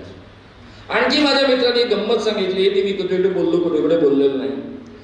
तो म्हणाला मी एकदा यांची परीक्षा पाहिली, कारण माझ्या गावातला एक बीजेपीचा नेता, काही फार मोठा नेता नाही, तो म्हणत होता कोणाला एडिट टाकायचं. इतकं सोपं आहे का कोणाला एडिट टाकणं? तो म्हणे सांगा तर खरं कोणाला टाकायचं का एडिट? माझं म्हणे एका नगरसेवकाशी भांडण होतं, मी सहज गमतीनं नाव दिलं आणि खरं तो पुढच्या 15-20 दिवसामध्ये तो जेलमध्ये. हे सगळं मी तुम्हाला काल्पनिक सांगत नाही, हे सगळं तुम्हाला माहित आहे, फक्त हॉर्सेस माउथ सांगतोय एवढंच काय ते करत आहे. आपल्या संजय राऊतांचं काय झालं तुम्हाला सगळ्यांना माहित आहे. कोर्टाने काय स्ट्रिक्चर्स पास केले तुम्हाला सगळ्यांना माहित आहे. ते आता काही पुरावा नसताना जेलमध्ये टाकायचं. तुम्ही आमच्या सोबत या, एकदम पवित्र वॉशिंग मशीन नाही तर सरळ सरळ जेलमध्ये जा. हे या देशामध्ये कधीही घडलं नव्हतं. इमर्जन्सीमध्ये खऱ्या अर्थानं आम्ही विरोध केला, जेलमध्ये गेलो, पण फक्त आमच्या बोलण्यावर बंदी होती, बाकी कोणत्याच गोष्टीवर बंदी नव्हती. इंदिरा गांधींनी सुद्धा इतका भयानक प्रकार कधी केला नव्हता, तो आपल्या देशामध्ये सुरू आहे. न्याय व्यवस्थेबरोबर मी मग बोलत होतो, मी केवळ एक दुसऱ्याचं स्टेटमेंट नाही सांगत. एका पक्षाचे अध्यक्ष त्यांच्याशी मी बोलत होतो, ते म्हणाले मानवसाहेब एवढं सोपं नाही होतं. आमचं पक्षाचं चिन्ह, पक्षाचं नाव सगळंच्या सगळं जाणार आहे. एवढंच नव्हे तर आमची जी काही पक्षाची राशी आहे ती पण जाणार आहे. उद्या सुप्रीम कोर्टाच्या लढाया लढायच्या तर दर दिवशी वकील उभा राहतो, त्याला किमान लाखभर द्यावे लागतात. ते पैसे कुठून आणायचे आमच्या पुण्यामध्ये प्रॉब्लेम आहे. आणि या सगळ्यावर कडी म्हणजे सगळे कोर्ट ऍडजस्टेड आहेत. या लोकांचे डायरेक्ट फोन जातात आणि त्या पद्धतीनं कोर्ट निर्णय देतात. आता तुम्ही म्हणाल हे राजकीय पक्षाच्या माणसाचं मत आहे. आता मी प्रशांत भूषणचं सांगतो, तिथं काही राजकीय पक्षाचे नाही आहे. प्रशांत भूषणनी जाहीररित्या सांगितलेलं आहे, युट्यूबवर ते उपलब्ध आहे, की सगळ्याच्या सगळ्या हायकोर्ट आणि सुप्रीम कोर्टाच्या जजेसचे डोसियर्स तयार आहेत, म्हणजे फाईल्स तयार आहेत. जर त्यांचं काही थोडं बहुत कमी जास्त सापडलं तर सरळ त्यांना सांगण्यात येतं तुम्हाला आतमध्ये जावं लागेल, या पद्धतीचे निर्णय द्या. आणि जर त्यांचं स्वतःचं काही सापडलं नाही तर त्यांच्या मुलाचं, जवळच्या मुलीचं, जवळच्या नातेवाईकाचं काहीतरी असं सापडतंच काही ना काही व्यवहारामध्ये, त्याची धमकी दिली जाते आणि स्वतःच्या बाजूने निर्णय लावले जातात. या पद्धतीने या देशातली न्यायव्यवस्था सध्या ऍडजस्ट झालेली आहे, याची आपल्याला नीट कल्पना असावी. मित्रांनो, इलेक्शन कमिशन बद्दल मी काही बोलण्याची गरज आहे असं मला वाटत नाही. तुम्हाला सगळ्यांना नीट माहीत आहे. खरं म्हणजे सीजीआयने चांगला निर्णय घेतला होता की इलेक्शन कमिशनर जो नेमला जावा तो सुप्रीम कोर्टाचे चीफ जस्टिस, पंतप्रधान आणि विरोधी पक्ष नेता यांच्या कमिटीनं सिलेक्ट करावं. सरकारने इमिजिएट ऑर्डिनन्स आणला आणि हा निर्णय बदलवून टाकला. निर्णय काय केला? पंतप्रधान, त्यांचा मंत्री आणि विरोधी पक्ष नेता, 3 मध्ये 2चं बहुमत. बरं, पंतप्रधानाच्या इच्छेच्या बाहेर जायची कोणाची हिंमत आहे का? 1% हिंमत नाही काही मंत्र्याची. त्यामुळे यांना पाहिजे तो इलेक्शन कमिशनवाला कमिशनर असणार आहे. इलेक्शन कमिशनर हा मोदींच्याच तलावर नाचणारा का असावा लागतो? कारण त्यांना ईव्हीएम मध्ये ऍडजस्टमेंट करता यावी म्हणून. ईव्हीएम मध्ये गडबडी होते. मी जाहीररित्या सांगतो, मी केवळ पुराव्याशिवाय कधी बोलत नाही. सुजा नावाचा एक माणूस होता, त्याचा भारतवर्ष नावाचा काहीतरी पक्षभिक्ष होता. त्याच्या माध्यमातून आम्ही एका कार्यकर्त्याला उभं केलं. देवास कॉन्स्टिट्युन्सी मधून तो उभा राहिला. त्याचं नाव माहित नाही, काही माहित नाही. एकूण 4 वेळा तो गेला फॉर्म भरायला. निकाल लागायच्या दिवशी मध्ये 2दा तो म्हणत होता मला 10,000 मतं मिळायला. म्हणजे शक्यच नाही, तुला 10,000 मतं मिळणं, तुझं नाव ओळखीचं नाही, काय नाही, एक माणूस तुझ्या ओळखीचं नाही, तुला 10,000 मतं देणं मिळणार कशी? जेव्हा मी गॅझेटमध्ये पाहिलं तेव्हाच विश्वास बसला. त्यांचं म्हणणं असं होतं, या पार्टीवाल्यांचं, या इंजिनियरचं, ज्यांनी बंगलोरमधल्या सगळ्या मशीन्स तयार केलेल्या होत्या, की मी असं सॉफ्टवेअर त्यामध्ये टाकलेलं आहे की ते त्याच मशीन हैदराबादच्या असतील, त्या सॉफ्टवेअर असणाऱ्या, आणि त्याचे सिरियल नंबर मला मिळाले तर मला मशीन हॅक करता येते, पाहिजे त्याची मतं वाढवता येतात. 10,000 मतं लोकसभेमध्ये कोणालाही सहज अपवादानं मिळत नाही. मी 3-4 निवडणुका लढलेलो आहे, नीटपणे जवळून पाहिलेला आहे. त्याला हजर पण राहिलेलं आहे मोजणीच्या वेळेस सगळ्या गोष्टी. त्यामुळे या गोष्टी घडू शकतात. आणि तुम्ही जर जंतर मंतरवरचं डेमॉन्स्ट्रेशन पाहिलं असेल तर 2 बटन दाबली दुसऱ्या पक्षाची की एका विशिष्ट पक्षाला मत कसं मिळतं याचे डेमो उपलब्ध आहे. ईव्हीएम पॅड सुद्धा हॅक करता येतं, पाहिजे त्याच्यासाठी ते वळवता येतं. कसं? त्याचं डेमॉन्स्ट्रेशन अवश्य पहा. जंतर मंतर टाईप करून तुम्हाला ते सापडेल. जंतर मंतर ईव्हीएम डेमो असं जरी टाईप केलं तरी तुम्हाला सगळंच सगळं सापडेल. ते नीटपणे तुम्ही पहा. त्यामुळे इंडिया हे गठबंधन जे आहे, जे मोदी विरोधी उभं राहिलं, आणि त्यांचा जो आग्रह आहे की आम्हाला व्हीव्हीपॅट पाहू द्या, ती काळी काच काढून टाका, व्हीव्हीपॅट हातामध्ये घेऊ द्या, त्यानंतर आम्ही बक्स्यामध्ये टाकू, त्या बक्स्यामध्ये जे व्हीव्हीपॅट आहे त्याची तुम्ही मोजणी करा. म्हणजे आम्ही इकडे बटन दाबलं, ते केळ्याला दाबलं तर केळ्यात साईन आलं ना व्हीव्हीपॅटवर, ते आम्हाला पाहू द्या, आणि केळं साईन आलं आम्ही आमच्या बॉक्समध्ये टाकतो, त्याची तुम्ही मोजणी करा, म्हणजे मग मतामध्ये गडबड होणार नाही. ही जी डिमांड इंडियाने सध्या केलेली आहे ती अतिशय सायंटिफिक आहे, ती अंमलात आली पाहिजे. नाही आली तर फार कठीण आहे 2024 मध्ये, एवढंच मला तुम्हाला सांगता येईल.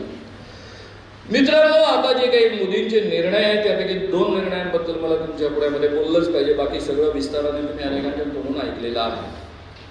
एक आहे डिमॉनिटायझेशनचा निर्णय. 16 सप्टेंबर 2016 हा निर्णय झाला. रिझर्व्ह बँकेची बैठक 2.5 तास आधी झाली. तोपर्यंत रिझर्व्ह बँकेच्या लोकांना माहीत सुद्धा नव्हतं. त्यानंतर मंत्रिमंडळाची बैठक झाली. मंत्रिमंडळाच्या बैठकीमध्ये प्रवेशताना सगळ्यांचे मोबाईल फोन काढून घेतले होते. इव्हन अर्थमंत्र्याचाही मोबाईल काढून घेतला अशी बातमी आहे. आणि मंत्रिमंडळाच्या बैठकीमध्ये सांगण्यात आलं की मी असा निर्णय घेतो आहे. आणि काहीच वेळामध्ये रात्री 8 वाजता मोदीजी टीव्हीवर प्रगटले आणि त्यांनी 500 आणि 1000 रुपयाच्या नोटा बंद करून टाकल्या. त्यावेळेस मी प्रवास करत होतो आणि नेमका अकोल्यालाच मध्या काळात थांबलो. तर माझ्या जवळचे तर पैसे निकामी झाले होते, कारण प्रवासात तुम्ही कारणी प्रवास करता 500-1000च्याच नोटा ठेवणार. आता मला द्यावे लागले नाही पैसे म्हणून ठीक आहे, खायला मिळालं. मी त्याचं स्वागत केलं होतं. मी अर्थशास्त्राचा विद्यार्थी आहे आणि प्रामाणिक विद्यार्थी आहे, नुसता डिग्र्या घेणारा विद्यार्थी नाहीये, अभ्यास करणारा विद्यार्थी आहे. माझी स्वाभाविक कल्पना होती की या देशामध्ये 500 आणि 1000च्या नोटा करन्सीमध्ये किमान 50% तरी असाव्या असा माझा अंदाज होता. तो अंदाज चुकीचा होता. आणि ऑलरेडी मोदींनी या नोटा छापून ठेवलेल्या आहेत, बँकांमध्ये पुरवलेल्या आहेत. आपल्याला काय जायचंय, फक्त या 500च्या नोटा 1000च्या नोटा घेऊन जायच्या, घरी घेऊन यायच्या, संपलं, दुसऱ्या बदलून, बाकी काहीच नाही. मी इमॅजिनच नव्हतं केलं की या माणसाने नोटा छपाईला टाकलेल्या आहेत, काही येत आहेत, काही यायच्याच आहेत, अजून त्या बँकांमध्ये पोहोचायच्याच आहेत. एवढंच नव्हे तर बँकांमध्ये एटीएम जे आहे त्या एटीएम मध्ये या नोटा त्यांच्या आकारमानामुळे फिट होत नाही, त्यामुळे एटीएम मधली सगळी यंत्रणा बदलावी लागणार आहे. हे जेव्हा दुसऱ्या दिवसापासून कळायला लागलं तेव्हा म्हणायला लागलं की काय माणूस आहे हा, कसा हा निर्णय घेतला, याला एक स्वप्न पडलं, धडकन निर्णय घेऊन टाकला, झालं काय, याला डोक्यावर बिक्यावर पडला की काय, असं मला अक्षरशः त्यावेळेस वाटायला लागलं. कारण मित्रांनो, या देशामधले व्यवहार नोटांमध्ये जे चालतात ते 95% अधिक चालतात. हे सगळ्यांना शास्त्रज्ञापासून सगळ्यांना माहित आहे. नोटा हातात नसतील तर सगळे व्यवहार थांबतात, याची सगळ्या देशाला कल्पना आहे. आणि हा माणूस काही आकाशातनं पडलेला नाहीये. 10 वर्ष प्रत्यक्षामध्ये गुजरातचे मुख्यमंत्री हे राहिलेले आहेत. यांना हे माहित नाही की या देशामधले 95% व्यवहार नोटांमध्ये चालतात.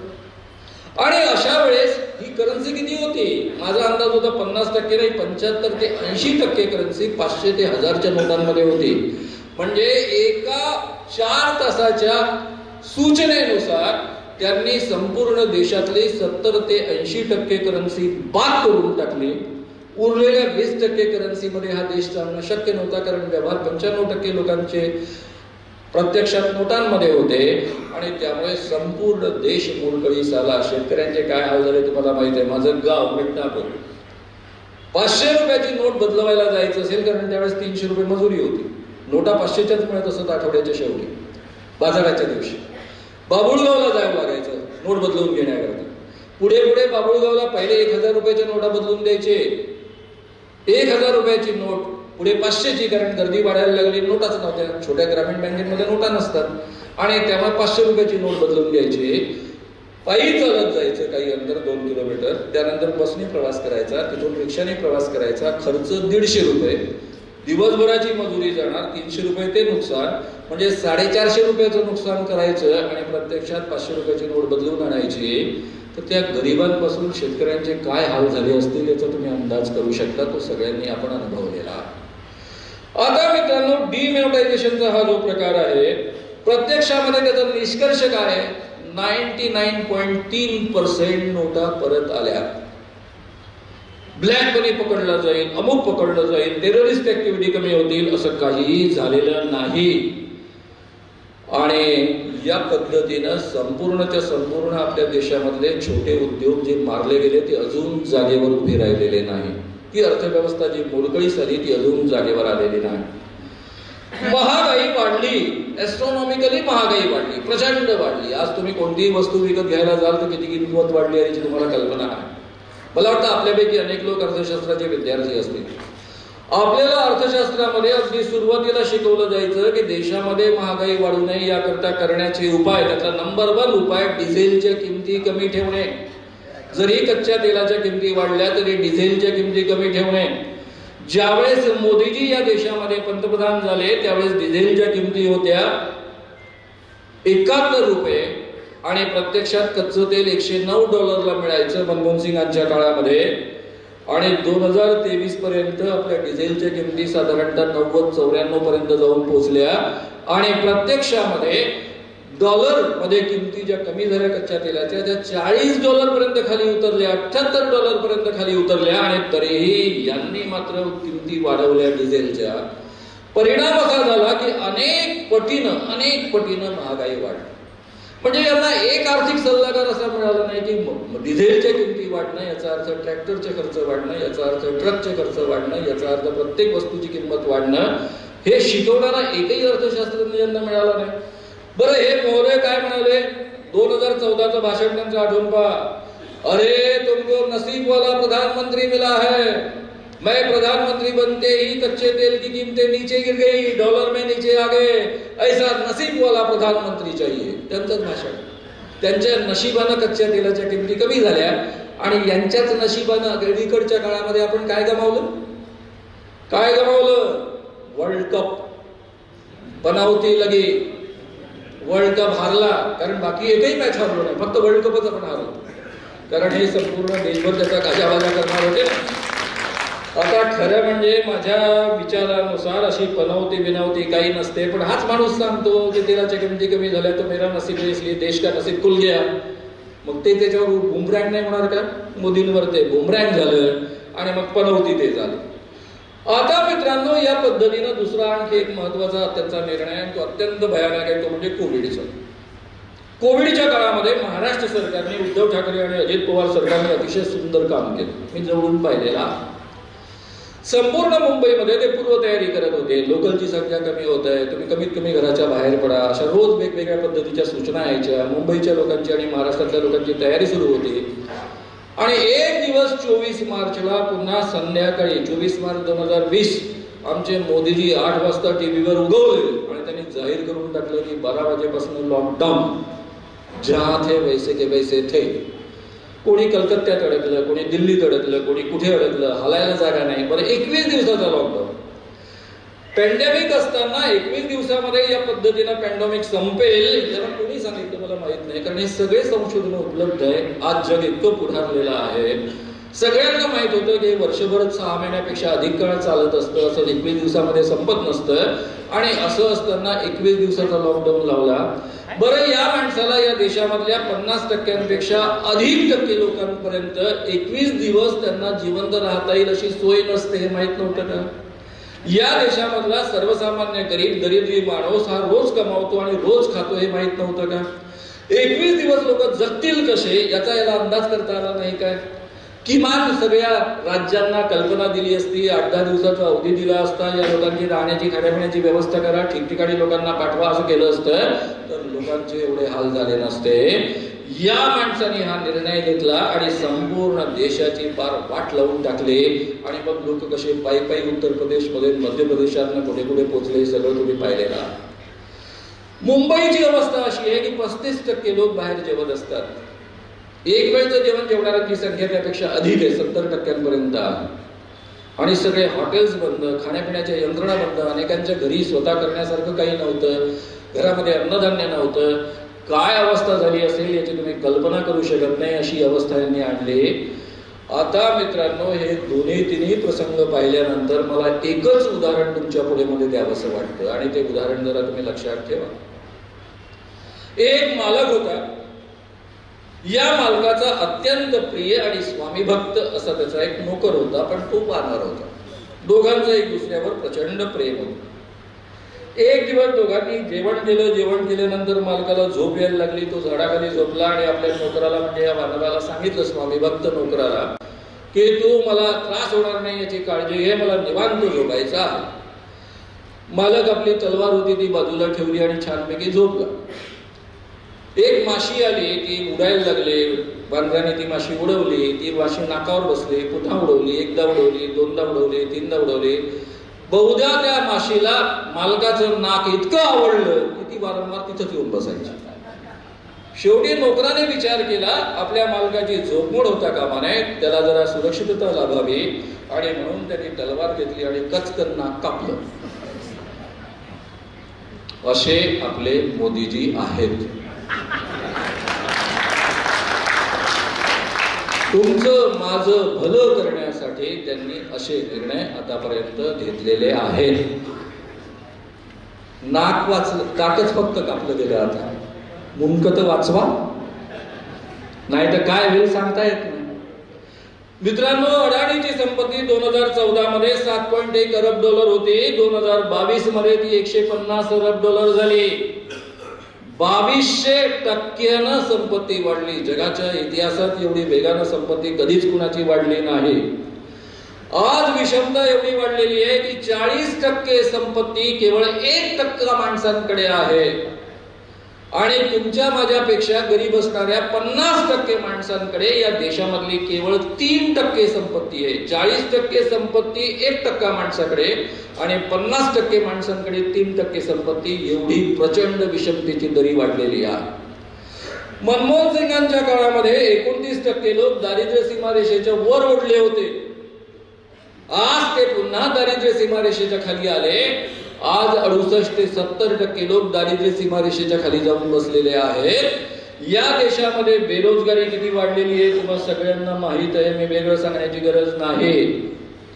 मित्रांनो, या देशामध्ये मधल्या काळामध्ये सेंगोलद्वारा त्यांनी स्वतःला राज्याभिषेक करून घेतला. नव्या संसदेचं काय झालं, उद्घाटन झालं.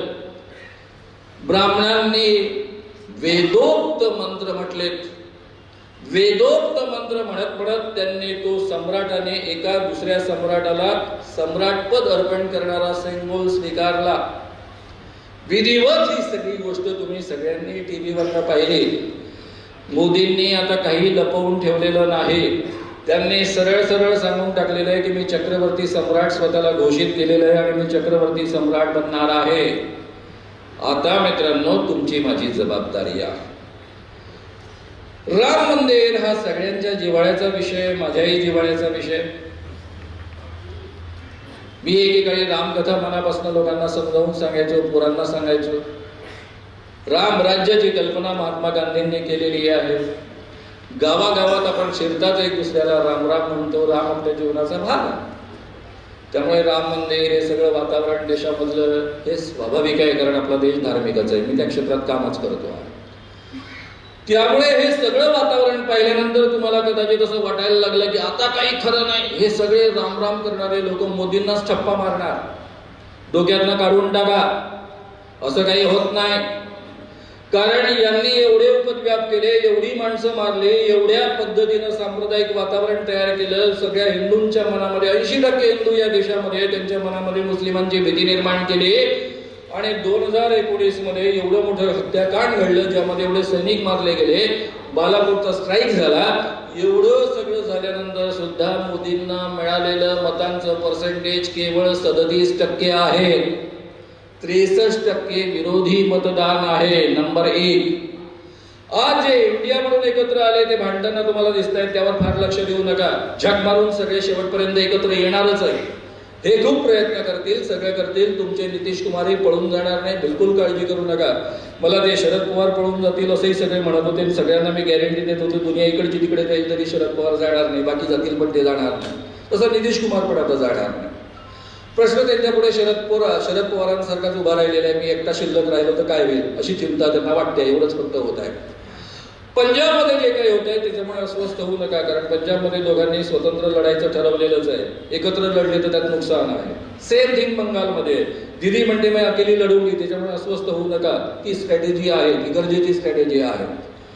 आज जे इंडिया गठबंधनमध्ये जे काही 28 पक्ष आहेत त्यांच्याकडे 57% अधिक मतदान आहे त्या काळात.